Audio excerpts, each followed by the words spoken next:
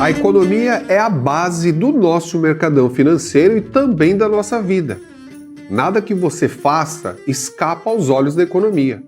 Toda transação, desde a compra de um lanche na esquina até o pagamento da passagem de ônibus ou a coleta seletiva de lixo da sua cidade, tudo envolve ou envolverá uma transação econômica. Tudo serve para que no final haja renda. Ela é magnífica. Quem entende e domina os fundamentos básicos da economia, com certeza entende também o setor produtivo e o mercado financeiro. Mas aí eu te pergunto, vem comigo para dominar a economia? Oba! Olha a gente aqui de volta e vamos pelo começo, iniciando com alguns tópicos econômicos fundamentais.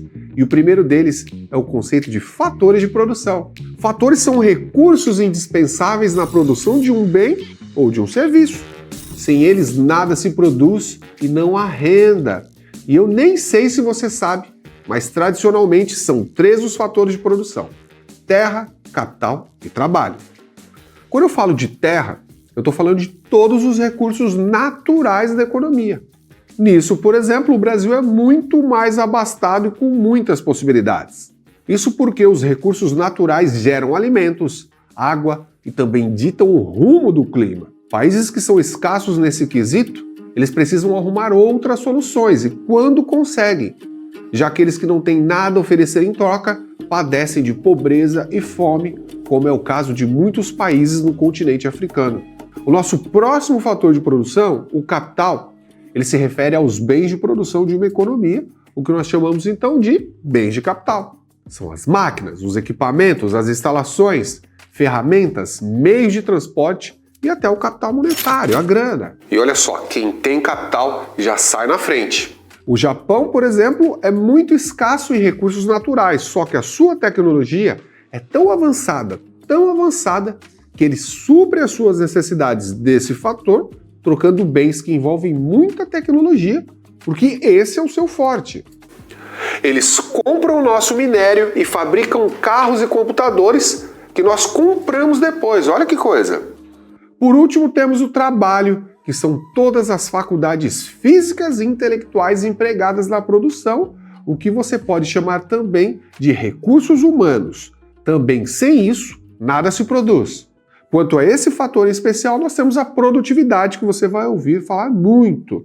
A produtividade de uma economia é o produto médio de um trabalhador, quanto em média esse trabalhador produz. E quanto maior a produtividade do trabalho, mais avançada também será a economia. Só para você ter ideia, a produtividade de um americano equivale a de 5 brasileiros, isso mesmo que você ouviu. E de novo eu vou com o caso dos japoneses. O capital intensivo e a mão de obra extremamente treinada eleva a produtividade e faz com que essa economia seja uma das mais avançadas do mundo. Viu só? O Japão não tem muitos recursos naturais, mas ele compensa com capital e com mão de obra de primeira linha. E minha amiga e meu amigo do mercado, quem participa de uma economia? Bom, nós vamos chamar esse povo de agentes econômicos e eles movimentam e influenciam a economia. E são 4: empresas, famílias, governo e o resto do mundo. As empresas são as unidades produtoras de bens e serviços e para isso elas alugam os fatores de produção das famílias, os fatores que eu já expliquei, e as famílias recebem renda em troca, principalmente salário.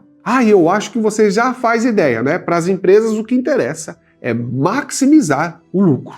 Já as famílias são as chamadas unidades consumidoras. Elas recebem renda por alugar os fatores de produção para as empresas e também para o governo e usam essa renda para a despesa com os bens e serviços que elas necessitam. Por isso, nós economistas, como é o meu caso, nós dizemos que as famílias buscam maximizar a sua renda.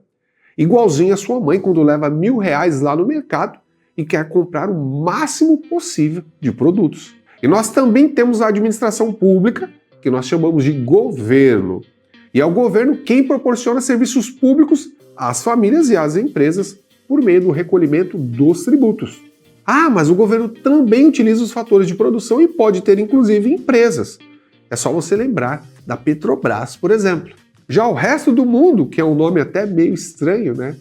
Ele é o setor externo de uma economia, ou seja, com quem nós exportamos ou importamos mercadorias, além de adquirir ou vender serviços, fazer doações ou receber e realizar investimentos.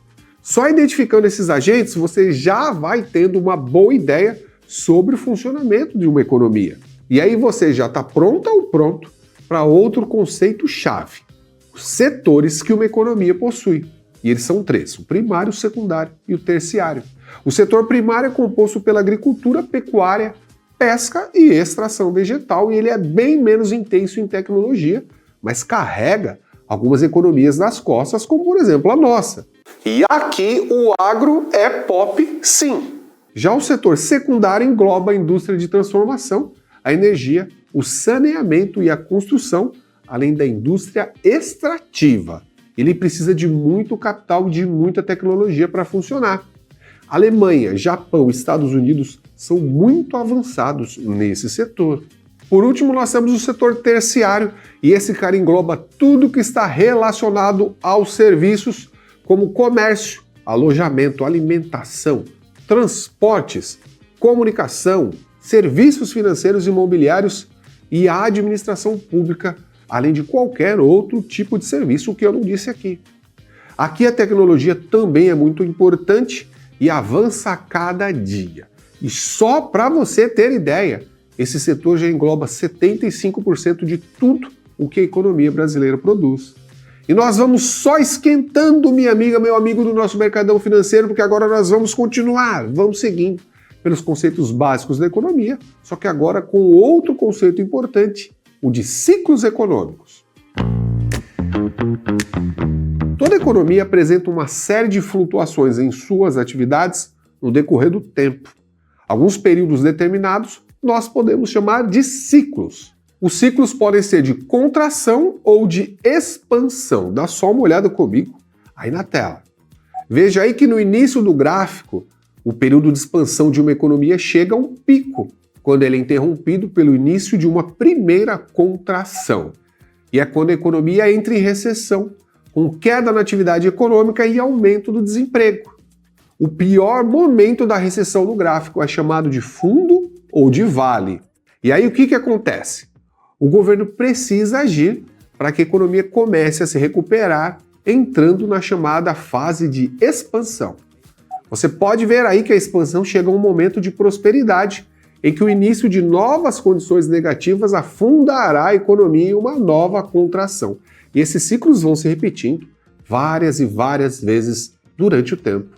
Para tudo para uma bomba, minha amiga, meu amigo! Um termo muito utilizado nos meios de comunicação é a chamada recessão técnica. E a recessão técnica nada mais é do que a queda do PIB por 2 trimestres consecutivos. 2 trimestres consecutivos. Ué, e por que ela é tão importante assim? Muito simples, uma recessão técnica é o principal indicativo de que uma economia vai entrar na fase de contração. E isso é a história que nos mostra, não sou eu que estou falando não. E para encerrar essa nossa rodada de conceitos básicos de economia, não poderia deixar de fora o famoso equilíbrio de mercado e as suas curvas de oferta e de demanda. E primeiro de tudo, o que é o mercado afinal? De maneira bem direta, o mercado é a interação de um grupo de compradores e vendedores. E essa interação, que pode se dar de maneira física ou virtual, é que define o preço e a quantidade que vai ser transacionada de um bem ou de um serviço. Você já deve ter ouvido algo sobre o mercado de pedras preciosas ou do mercado imobiliário, por exemplo. Então pensa no seguinte, sempre que tiver gente querendo comprar, demandando, e gente querendo vender, ofertando, nós temos um mercado. Nesse esquema de interação, nasce a curva de demanda, que mostra as combinações entre preço e quantidade que os consumidores estão dispostos a adquirir bens e serviços, e do outro lado nasce a curva de oferta, que mostra as combinações entre preço e quantidade que os vendedores estão dispostos a oferecer seus produtos. E quem demanda sempre quer o preço mais baixo. Quem oferta sempre quer vender pelo maior preço possível e você não pode esquecer disso. Dá uma olhada aí na tela, minha amiga, meu amigo do mercado financeiro, para o comportamento dessas duas curvinhas. O ponto em que as curvas se tocam é chamado de ponto de equilíbrio. Nesse ponto, nós temos um preço de equilíbrio e uma quantidade de equilíbrio, em que não há escassez de bens ou serviços, escassez é a falta. Ou não há excedente, que nada mais é do que a sobra de bens ou serviços. As curvas de oferta e demanda elas podem se deslocar por vários fatores, como pela renda dos consumidores, pela tecnologia, ou até mesmo pelo número de empresas que compõem esse mercado. E todas as vezes que elas se deslocam, o equilíbrio junto com seus preços e quantidades, eles também vão mudar. Viu quanta coisa relacionada à economia que você observa no seu dia a dia e nem se dava conta? Por isso que a economia é chamada, então, minha amiga, meu amigo, de ciência do cotidiano.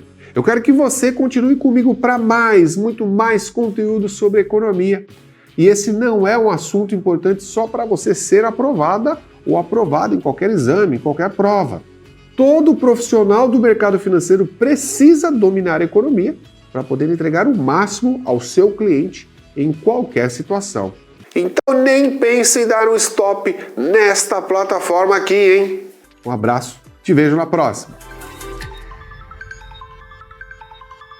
Gostou da aula? Então curta e inscreva-se no canal para receber notificações das próximas aulas, pois este curso será completo.